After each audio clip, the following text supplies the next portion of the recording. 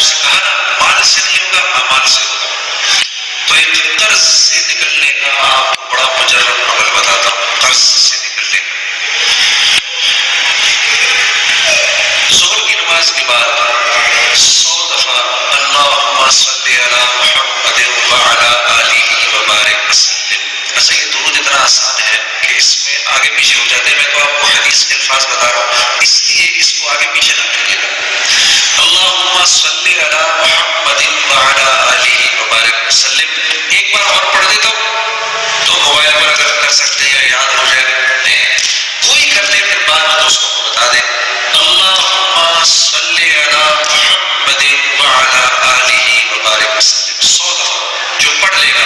اب یہاں پر کیونکہ کبھی کبھار دوست وغیرہ جو ہے وہ کبھی مارگیجز میں پھنس جاتے ہیں, لونز مختلف قرضوں میں پھنس جاتے ہیں. مطلب گھر پہ پاکستان میں بھی ہوتا ہے, یہاں بھی ہوتا ہے, قرض میں پھنس جاتا ہے آدمی.